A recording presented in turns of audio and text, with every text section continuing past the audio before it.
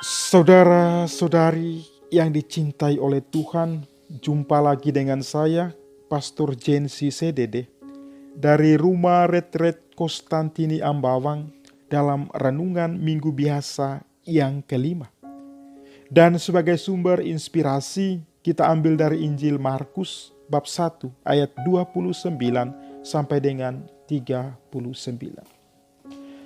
Sekeluarnya dari rumah ibadat di Kapernaum, Yesus dengan Yakobus dan Yohanes pergi ke rumah Simon dan Andreas. Ibu mertua Simon terbaring karena sakit demam. Mereka segera memberitahukan keadaannya kepada Yesus.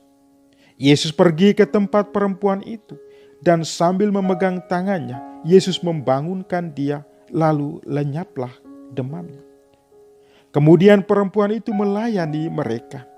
Menjelang malam, sesudah matahari terbenam, dibawalah kepada Yesus semua orang yang menderita sakit dan yang kerasukan setan. Maka berkerumunlah seluruh penduduk kota itu di depan pintu.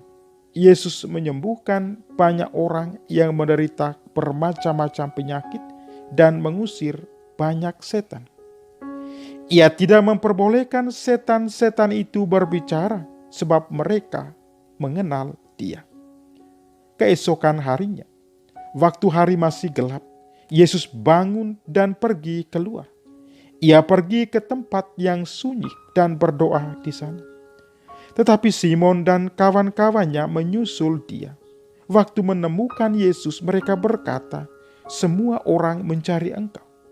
Jawab Yesus, "Marilah kita pergi ke tempat lain, ke kota-kota yang berdekatan, supaya di sana pun aku memberitakan Injil, karena untuk itu aku telah datang." Lalu pergilah Yesus ke seluruh Galilea, memberitakan Injil dalam rumah-rumah ibadat mereka dan mengusir setan-setan. Demikianlah Injil Tuhan. Terpujilah Kristus.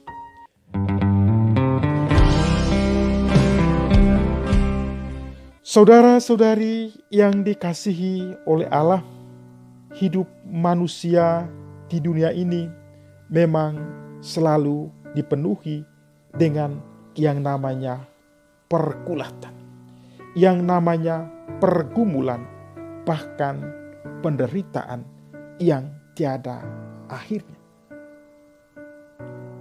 Nah, para saudara dan saudariku terkasih di dalam Tuhan, di dalam pergulatan itu, di dalam pergumulan itu, di dalam penderitaan yang sering kali kita alami dalam hidup ini, terkadang bisa membuat kita lelah. Terkadang bisa membuat kita capek. Kelelahan yang kita alami seringkali juga membuat kita putus asa. Bahkan lebih nyaris dari itu, bisa putus harapan. Sebagai contoh, para saudara dan saudariku terkasih, misalnya sakit yang tak kunjung sembuh di dalam kehidupan kita, atau pemulihan ekonomi yang berantakan tak kunjung selesai. Terkadang pergumulan semakin berat, penderitaan semakin berat, membuat kita terkadang hilang harapan, bahkan putus harapan. Nah, para saudara dan saudariku terkasih di dalam Tuhan, dalam keadaan seperti ini, tentu iman kita ditantang, iman kita diuji. Tetapi para saudara dan saudariku terkasih, kita punya Tuhan, kita punya Yesus yang akan ada, yang peduli dengan kita. Karena itu selain iman kita itu ditantang, sebenarnya kita di saat seperti itu diundang dan diajak oleh Allah untuk mengandalkan Yesus dalam seluruh perjalanan hidup kita, menggantungkan seluruh hidup kita pada penyelenggaraan Tuhan sendiri. Agar Tuhan tetap peduli dengan kita, agar Tuhan tetap mau mengasihi hidup kita di di dunia ini kalau kita selalu mengandalkan Dia. Sebagaimana dikatakan dalam Injil hari ini para saudara dan saudariku terkasih, Yesus yang begitu peduli kepada kita manusia. Sikap dan rasa peduli Yesus ini tampak melalui peristiwa penyembuhan kepada seorang perempuan yang sedang sakit demam.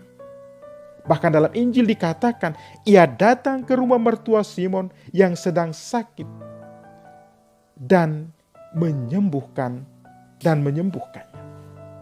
Dan bukan hanya itu para saudara dan saudariku terkasih, bukan hanya ia datang ke rumah Simon dan menyembuhkan mertuanya yang sedang sakit. Selanjutnya dikatakan bahwa orang banyak berbondong-bondong datang kepadanya. Lalu Yesus menyembuhkan mereka semua yang sakit dan kerasukan setan. Inilah sikap peduli Yesus terhadap kita manusia. Lalu para saudara dan saudariku terkasih, apa yang mau dikatakan kepada kita sebenarnya melalui Injil ini?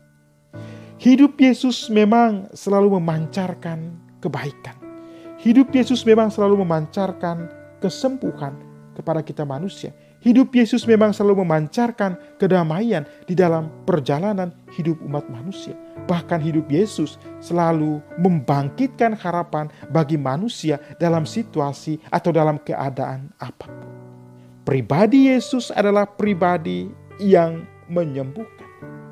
Tuhan yang selalu memberikan kesembuhan, kedamaian, dan kebaikan kepada kita manusia. Lalu apa yang mau kita renungkan para saudara dan saudariku terkasih dari kisah Injil hari ini? Pertama, kita diajak untuk belajar dari Yesus. Belajar untuk selalu memiliki sikap peduli terhadap sesama di dalam kehidupan ini. Peduli dalam artian bahwa setiap kebaikan, setiap pertolongan yang kita berikan kepada sesama itu bukan pertama-tama untuk memuliakan diri kita sendiri, memuliakan diriku, tetapi untuk memuliakan nama Allah dan kerajaannya semakin luas di dunia ini. Maka kita diajak untuk selalu belajar peduli apa yang ditunjukkan oleh Tuhan. Yang kedua, para saudara dan saudariku terkasih di dalam Tuhan, seperti Simon Petrus, yakin dan meletakkan kepercayaan kesembuhan mertuanya di dalam penyelenggaraan Tuhan.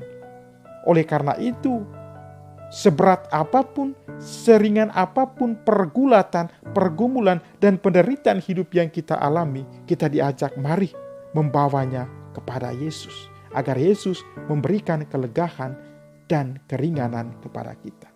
Asalkan para saudara dan saudariku terkasih, kuncinya kita sungguh-sungguh yakin, kita sungguh-sungguh percaya bahwa apa yang tidak mungkin bagi manusia di dalam hidup ini menjadi sangat mungkin bagi Allah, karena iman yang kita miliki saat ini, yang keyakinan yang kita miliki saat ini membuat kita apa yang tidak mungkin menjadi mungkin bagi Allah untuk kita manusia, untuk kebaikan kita, untuk kesembuhan kita, dan untuk keselamatan kita.